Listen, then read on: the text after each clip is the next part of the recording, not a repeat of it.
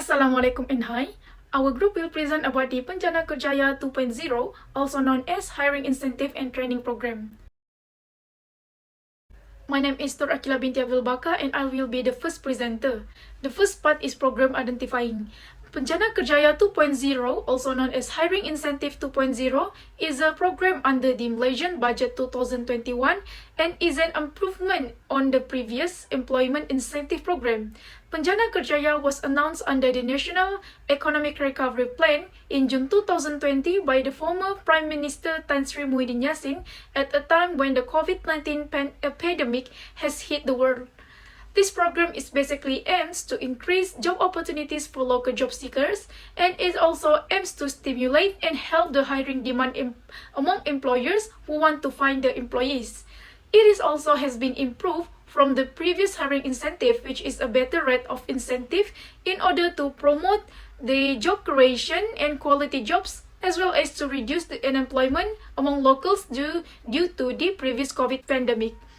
The hiring incentive program is basically the employer to recruit the employees under this program and train the employees or employers more advanced and as the same of requirement skills from the government. According to the aims of the Hiring Incentive 2.0 program, which is to promote the creation of quality jobs and to reduce unemployment among locals, it shows that Malaysia is facing the social problem of unemployment at that time. Generally, unemployment is a social problem because the consequences of the unemployment are felt both by the individual and the society, raising the need for addressing the unemployment issue with the maximum attention. Malaysia has taken the Movement Control Order (MCO) as a preventive and control measure in dealing with the COVID pandemic has continued in phase because business organizations from the main sector and sub-sector of the economy to reduce the size of their operations or close down their business activities. The implication has caused the social problem of unemployment rate to increase in Malaysia because many workers have lost their jobs and become unemployed through layoffs. According to the Malaysian Department of Statistics, the unemployment rate is the highest in a decade at 3.9% as people saw their livelihoods affected amid COVID-19 and the Movement Control Order. This matter has caused the Malaysian government to take immediate action with proactive measures through the Hiring Incentive Program. The second part is the problem cause. Hiring Incentive Program 2.0 with the objectives is to promote the creation of quality jobs and to reduce unemployment among locals. The Social Security Organization, SOCSO, through the Employment Insurance System, EIS, provides free services in managing and arranging interviews for employers, providing potential candidates according to the employer's needs, as well as providing continuous employment support services to meet the employer's needs. Therefore, to facilitate the hiring incentive programs, a system such as My Future Job has been created by SOCSO so that employers can use job portals to advertise vacant positions and to find suitable candidates through matching technology that is done in the portal for the convenience of the employers. However, throughout the execution of this program, there is some problems that were shown, such as companies try to lie about the data for applying these programs and also wanted to take money for themselves or lower the salary of workers. SOCSO has received 1,758 complaints about the questionable payments and wage difficulties, with more than 1,231 claims were found to be false and 340 people were accused of filing false and fraudulent claims. Thus, it was discovered that these companies were falsifying their employment figures to earn payments intended to incentive hiring under the Hiring Incentive Program. Furthermore, according to the preliminary findings, an irresponsible employer attempted to submit the fraudulent application under Hiring Incentive 2.0 Recruitment Incentive and Training Programs.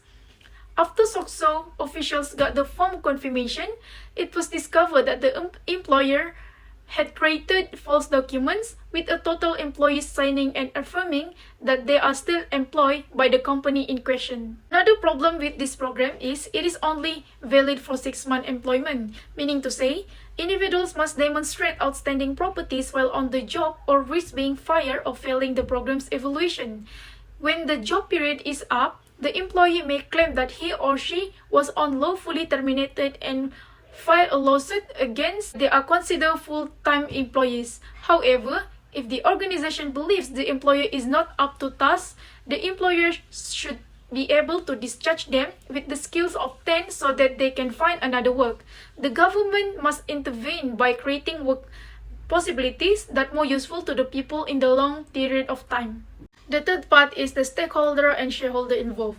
Shareholder and stakeholder that involved in hiring incentive program is the government. Government is a significant stakeholder because it has influence over the regulatory framework that determines how businesses can function, which is essential to their long-term success.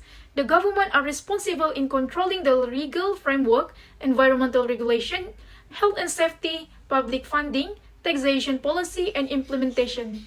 Secondly, the Ministry of Finance that keeping track of disaster costs. An additional budget of RM2 billion for 2020 was also been allocated by the Ministry of Human Resources.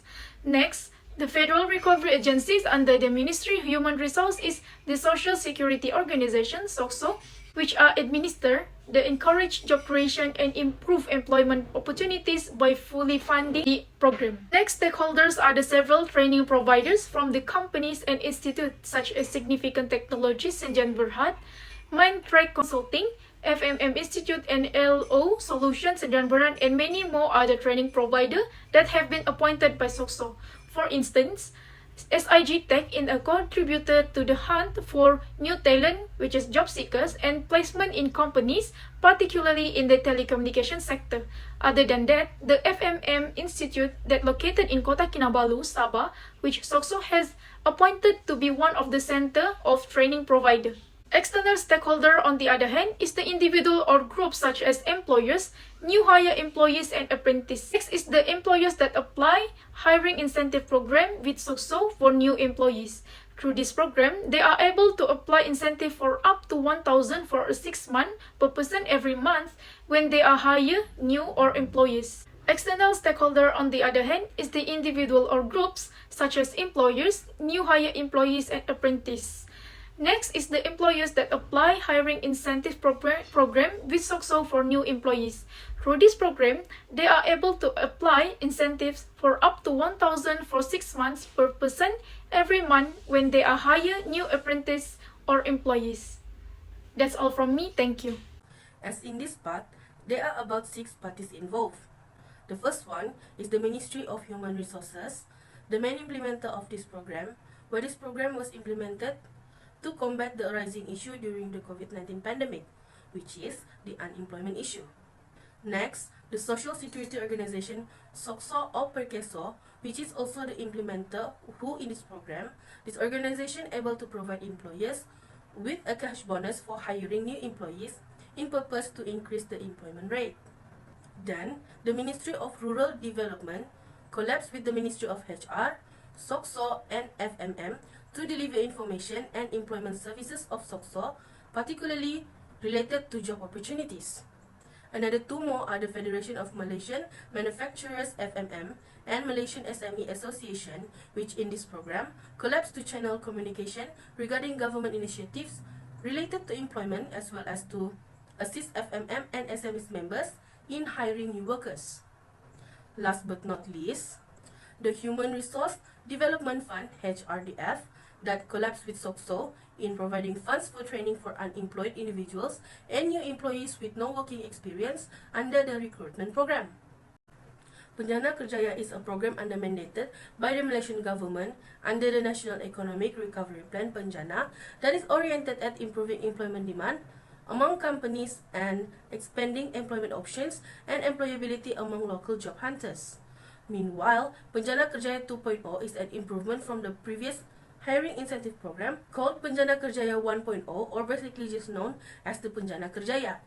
Therefore, in general, Penjana Kerjaya 2.0 is an economic recovery initiative implemented by the Ministry of HR by SOCSO under Penjana that aims to promote job opportunities created among local employers while increasing employment prospects along with reducing unemployment issues among Malaysians.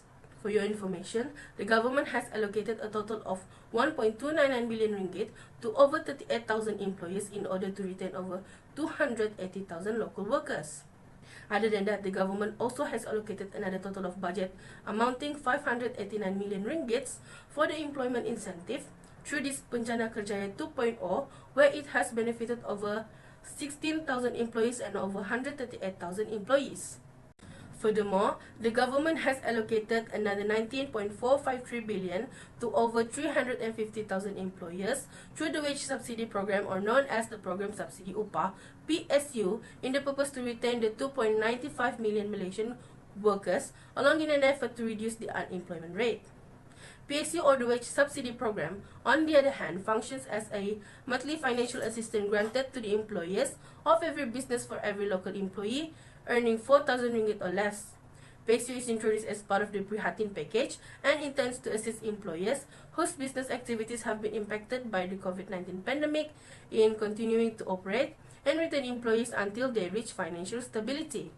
The PSU series has now reached its 5th series, where PSU 5.0 has been under-mandated in the budget 2022, where over 219 million ringgit incentive involved and has already been distributed to 8,018 employers and managed to maintain employment for over 123,000 employees in Malaysia.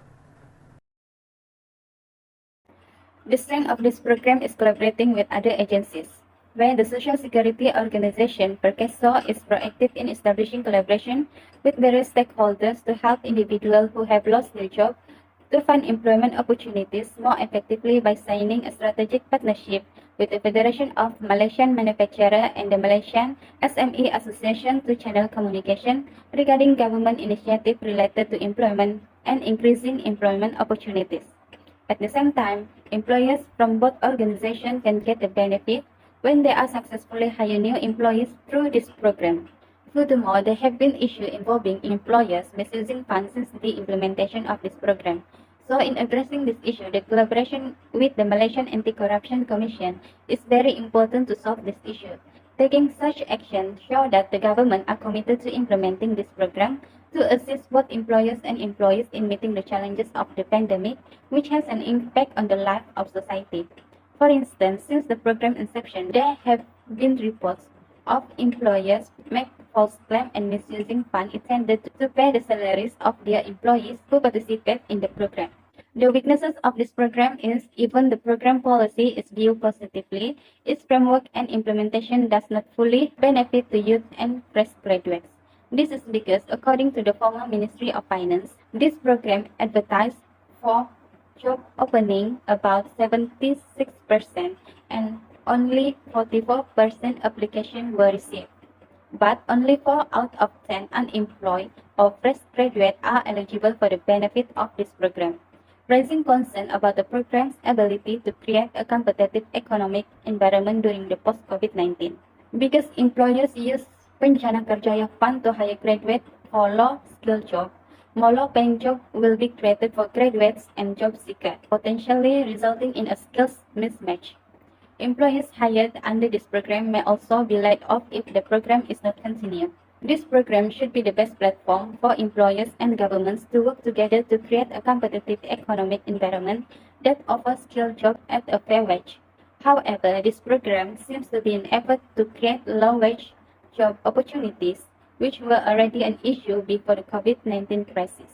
The opportunity of this program is since there is an issue regarding the misuse fund among the employers in implementing this program, the ministry should establish a royal commission of inquiry to truly investigate any issue that arises and to take appropriate action against any parties who found to have misused public funds, including the ministry, agencies, and employers, to ensure that the program's goal can be achieved and fully carried out by all the parties involved, especially employers. In addition, the Finance Division and the Perkeso Insurance System Office need to collaborate with the Anti-Fraud, Ethics and Integrity Division to ensure that every application received is truly reviewed before payment is made to the incentive recipient.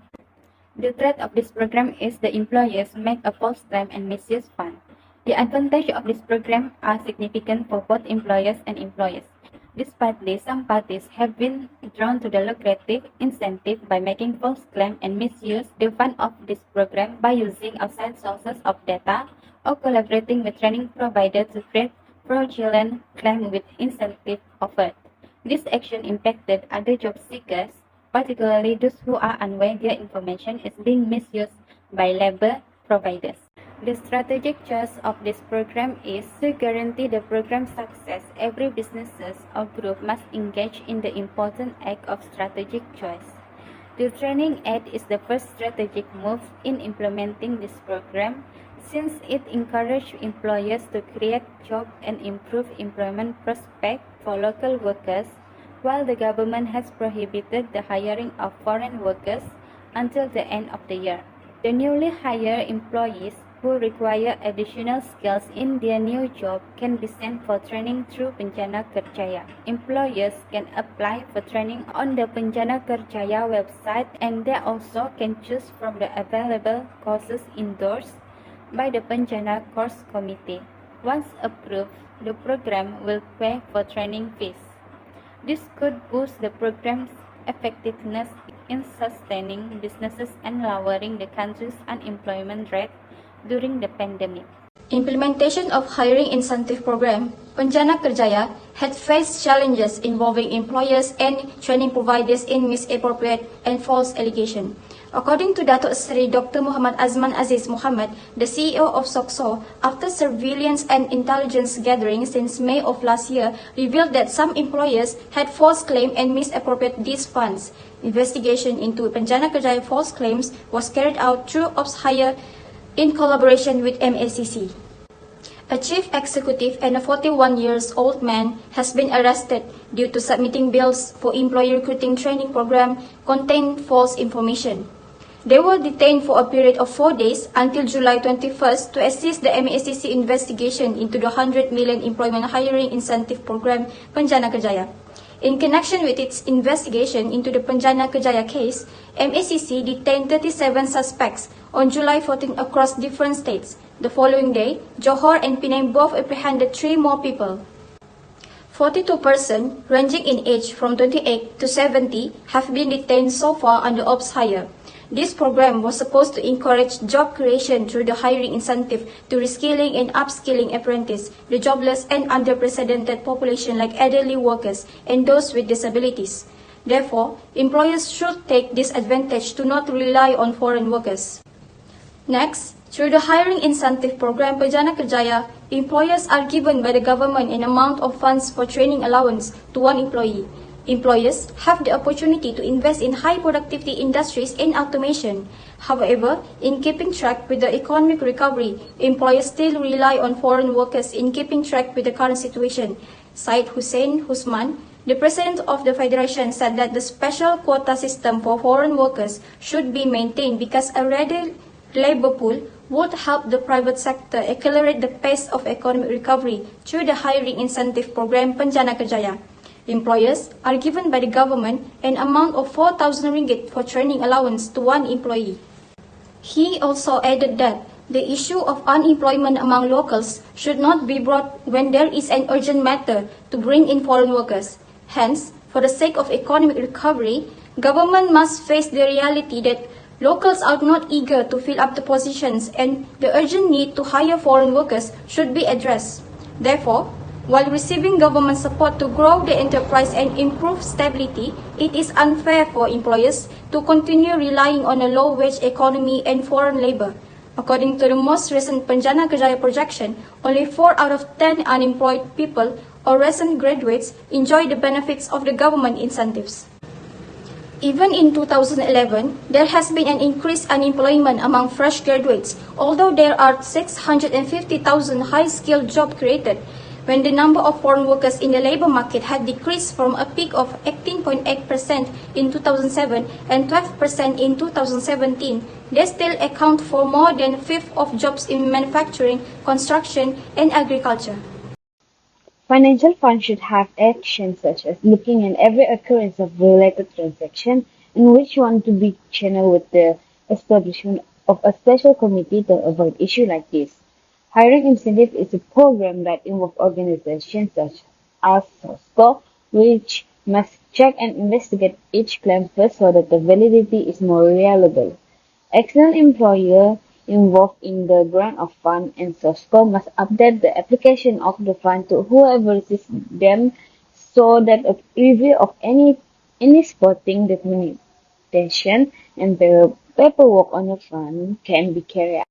Employers who can profit from various job sectors need to invest in improving technology because in Malaysia there are many graduates who are skilled in various types of technology who are able to speed up a job without using manpower.